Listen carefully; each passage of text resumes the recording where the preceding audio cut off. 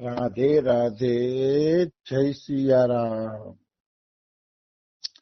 આપણે શ્રી શ્રી ગયા પ્રસાદ પંડિતજીનું ચરિત્ર ચાલે છે. ગયા પ્રસાદ પંડિતજીના ચરિત્રમાં આપણે આગળ વધીએ તો જોયું કે કાલે રાસ લીલાના ઠાકોરજીએ એના મન અને ચિત્તનું હરણ કરી લીધું હતું. રાસલીલાના ઠાકોરજી. હવે ગયા પ્રસાદ પંડિતજી રાસ વિહારીના ઠાકોરની પાછળ પાગલ રહેવા માંડ્યા.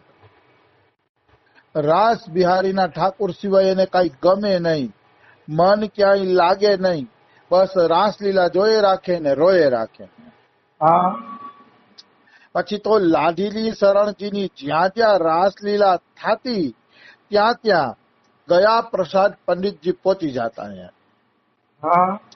અવશ્ય એ જગ્યાએ જતા ગયા પ્રસાદ પંડિતજી. હવે બન્યું એવું કે લાડલી શરણને ખબર પડી ગઈ કે ગયા પ્રસાદ પંડિતજી રાસ લીલાના ઠાકોરજી પાછળ પાગલ છે. અને હવે ઈ રાસલીલાના ઠાકોરજી વગર રહી શકતા નથી, તો હવે શું કરવું? કારણ કે અહીંયા તો હાથરસ રાવાની હતી અને પછી ઈ રાસલીલા નાથ દ્વારા જવાની હતી. ઈ રાસલીલા નાથ દ્વારા જવાની હતી. તો હવે ગયા પ્રસાદ પંડિતજી તો જીવી શકે એમ જ નહોતા, તો શું કરવું એમ? એટલે બધાએ રાસલીલા વાળાએ નક્કી કર્યું કે આપણે રાતો રાત નાથ દ્વારા ભાગી જાય. રાતો રાત નાથ દ્વારા ભાગી જાય એટલે ગયા પ્રસાદ પંડિતજી આપણી પાછળ ન આવી શકે. આવું ઈ લોકો નક્કી કરે છે અને વાતે સાચી હતી. અને રાસલીલાના ઠાકોરજીને આટલું બધું ઓલું કરતા હતા ને પંડિતજી, કોઈને ગમતું નહોતું. તો લાડીલી શરણજીએ શું કર્યું? લાડીલી શરણજી રાતો રાત હાથરસ થી નાથ દ્વારા વયા ગયા. આખી મંડળી જ નાથ દ્વારા વહી ગઈ. રાતો રાત સવાર પડી છે અને ગયા પ્રસાદ પંડિતજીને ખબર પડી ગઈ કે રાસલીલાની મંડળી વહી ગઈ છે, તો એનું જીવવું મુશ્કેલ થઈ ગયું. આહા, એ ઠાકોરજી વગર એક મિનિટ પણ રહી શકતા નહોતા. રાસ વિહારીના દર્શન કર્યા વગર એના પ્રાણ તડફવા માંડ્યા કે હવે હું શું કરું, મારા ઠાકોર વયા ગયા. એટલે પછી એને પૂછ્યું કે મંડળી ક્યાં ગઈ છે? તો કે તો નાથ દ્વારા વહી ગઈ. તો કે કેટલા દી પછી પાછી આવશે? તો કે બે જગ્યાએ લીલા છે કે 17 દી પછી પાછી આવશે. ઓહો, 17 દી ગયા પ્રસાદ પંડિતજી કેવી રીતે કાઢી શકે જ્યાં પ્રેમની પરાકાષ્ઠા થઈ ગઈ છે. આવી પ્રેમની પરાકાષ્ઠામાં 17 દિવસ કાઢવા મુશ્કેલ થઈ ગયા ગયા પ્રસાદ પંડિતજીને. એટલે ભાઈ પ્રેમ પ્રેમ તો પછી કઈક અલૌકિક વસ્તુ છે ને. બિલકુલ. અને ઈ પ્રેમે જો ભગવાન સાથે થઈ જાય તો પછી પૂછવું જ શું? જો પ્રેમ ભગવાન સાથે થઈ જાય છે, ખતમ વાત. પછી તો પૂછવાનું જ કઈ ન રહ્યું. પછી તો એ જીવ કદાપી એમાંથી નીકળી શકતો નથી. લાગી છૂટે નહીં સજની ઝાકી, ચાસો પ્રીત જુરીરી. આ એક રસિક કહે છે કે એકવાર કોઈનો પ્રેમ કોઈ હારે જોડાઈ ગયો ને તો પછી છૂટાય છૂટતો નથી. તો આ તો કૃષ્ણ હારે પ્રેમ થયો છે, અનંત કોટી બ્રહ્માંડ નાયક ભગવાન હારે પ્રેમ થયો છે. અને ભગવાન કોઈને પકડી લઈએ પછી કોની તાકાત છે છોડી દઈએ? પૂતનાએ કીધું કે મને છોડી દે.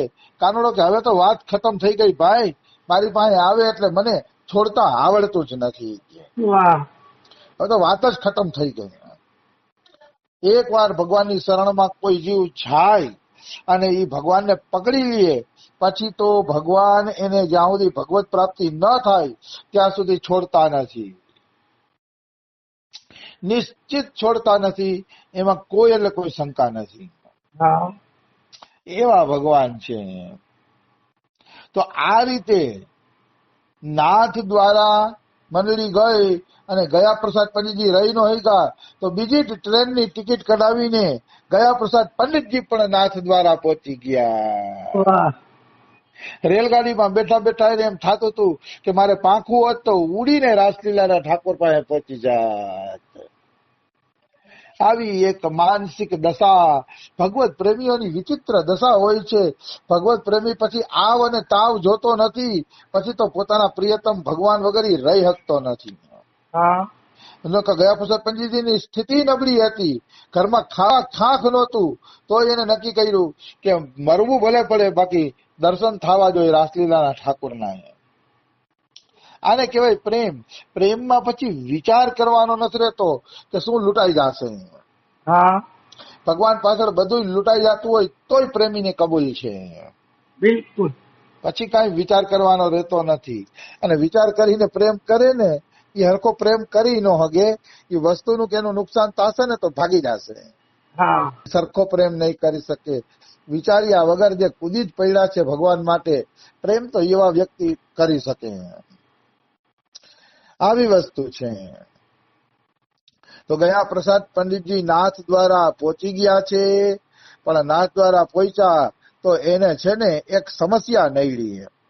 હા નાથ દ્વારા છે એ વલ્લભ કુલનું સ્થાન છે, હા અને નાથ દ્વારામાં શ્રીનાથજી બિરાજે છે. હા હવે વલ્લભ કુલનું સ્થાન હતું એટલે ઈ લોકો થોડાક વલ્લભ કુલનો પક્ષ લઈને હાલતા હતા. એટલે ગયા પ્રસાદ પંડિતજી જયારે રાસલીલા જોવા ગયા ને તો એને ના પાડી દીધી. એને કીધું કે તમે ધોતી ને બગલબંધી પહેરીને આવો તો રાસલીલા જોવા જવા દઈએ, હા નહીતર તમને રાસલીલા જોવા જવા દઈએ નહીં. ધોતી ને બગલબંધી ઓલું આવે ને દોરી વાળો જભો, બગલબંધી એટલે દોરી વાળો જભો જે વલ્લભ કુલમાં બધા પહેરતા હોય છે. હા તો કઈ બગલબંધી પહેરીને આવો ને તો તમને અંદર જવા દઈ, નહીતર ન જવા દઈ. તો આની પાસે બગલબંધી કેવું કઈ હતું નહીં, અને એ લેવાના પૈસા નહોતા, એટલે એ તો બારે રહી ગયા અને બારે રહીને રોયે રાખે હા કે હું આટલે બધે આવ્યો તોય મને રાસ વિહારી ઠાકોરના દર્શન ન થયા, રાસ વિહારી ભગવાનના દર્શન ન થયા, એમ રોયે રાખે ગયા પ્રસાદ પંડિતજી. હા તો રોતા હતા ને ગયા પ્રસાદ પંડિતજી, તો અંદર ઠાકોરજીને લીલામાં રસ નહોતો આવતો. હા અંદર ઠાકોરજીને લીલામાં રસ નહોતો આવતો. મન વગરની લીલા કરે ઠાકોરજી. અને ત્યાંનો રાજા હતો ને, એ રાજાએ આ રાસલીલા બેહાડી હતી. હા તો એ રાજા શું કહે ખબર છે કે ભાઈ તમારી મંડલીના વખાણ તો બહુ સાંભળ્યા હતા, પણ એ કે તમારી મંડલીમાં કઈ લીલામાં દમ તો છે નહીં કે. હા રાજા એમ કે છે તમારી મંડલીમાં કાંઈ દમ નથી કે, આવી થોડી લીલા હોય, આ તો નિરસ લીલા છે કે, આમાં રસ તો છે નહીં એમ. ત્યારે રાસલીલા કરવા વાળા મહારાજે કીધું કે રસ તો છે લીલામાં, પણ આ લીલાને જોવા વાળો રસિક બારે બેઠો છે, મતલબ ગયા પ્રસાદ પંડિતજી. હા એટલે કે ભાઈ રસિક બારે બેઠો છે, એ રસિકને બોલાવો, ત્યાં ઠાકોરજીને લીલા કરવાનો આનંદ આવશે. પછી ગયા પ્રસાદ પંડિતજીના પ્રેમની જીત થઈ અને ગયા પ્રસાદ પંડિતજીને અંદર બોલાવવામાં આવ્યા. અને જેવા ગયા પ્રસાદ પંડિતજી અંદર ગયા, રાસ બિહારી ઠાકોર ઉછળી ઉછળીને નાચવા માંડ્યા. વાહ વાહ ઉછળી ઉછળીને લીલા કરવા માંડ્યા રાસ બિહારી ઠાકોર. કારણ કે રસિક હોય તો ઠાકોરજીને આનંદ આવે ને, કે ઠાકોરજીને શું આનંદ આવે. બિલકુલ શ્રોતા બધાય રસિક હોવા જોઈએ, ત્યારે આનંદ આવે છે ભગવાનને પણ. આવી વસ્તુ છે. એટલે શ્રી શ્રી ઠાકોરજી ખૂબ સુંદર પછી લીલા કરે છે. હા હવે યાનો જ એક પ્રસંગ છે કે રાસબિહારી ઠાકોરના તો દર્શન થવા માંડ્યા ગયા પ્રસાદ પંડિતજીને, હા પણ ઈ છે ને વલ્લભ સંપ્રદાયનું મંદિર હતું, વલ્લભ કુલનું મંદિર હતું. એટલે યાના સંચાલકે પ્રાર્થના કરી કે પંડિતજી આ છે ને વલ્લભ સંપ્રદાયનું મંદિર છે કે, અને અહીંયા તો પ્રવેશ ત્યારે જ મળે જ્યારે તમે અહીંની કંઠી લ્યો તો જ. હા અમારા આ મંદિરમાં વલ્લભ કુલના સંપ્રદાયના વૈષ્ણવો જ પ્રવેશ કરી શકે છે, બીજા કોઈ પ્રવેશ કરી શકતા નથી. બીજું અહીંયા અપરસનું વિધિ વિધાન છે, અપરસનું પાલન કરવામાં આવે છે, તો તમારે થોડુંક અપરસય પાલન કરવું જોઈએ, પંડિતજીને કહે છે. તમે કે રાસ બિહારીના પરિકરોને ગમે ત્યારે અડો છો, ગમે ત્યારે ગલે લગાવો છો, ગમે ત્યારે વાલ પ્રેમ કરો છો, આમ થોડું હાલે કે અપરસ તો રાખવું જોઈએ ને. હા તો કે તમે અમારા સંપ્રદાયની કંઠી લઈ લ્યો કે, અને જો તમારે અમારા સંપ્રદાયમાં દીક્ષા ન લેવી હોય તો 4-5 દી પૂરતી રાસલીલા હાલે ત્યાં સુધી અમારી કંઠી પહેરી લ્યો કે. તો તમને કે અમે મંદિરમાં જવા દેશી, તો અમે તમને રાસ બિહારીના ઠાકોર જવા દેશી કે, નહીતર નહીં જવા દઈ કે. હા તમે છે ને અમારી કંઠી લઈ લ્યો કે. અને ગયા પ્રસાદ પંડિતજી અસલી ગુરુનિષ્ઠ મહાપુરુષ હતા.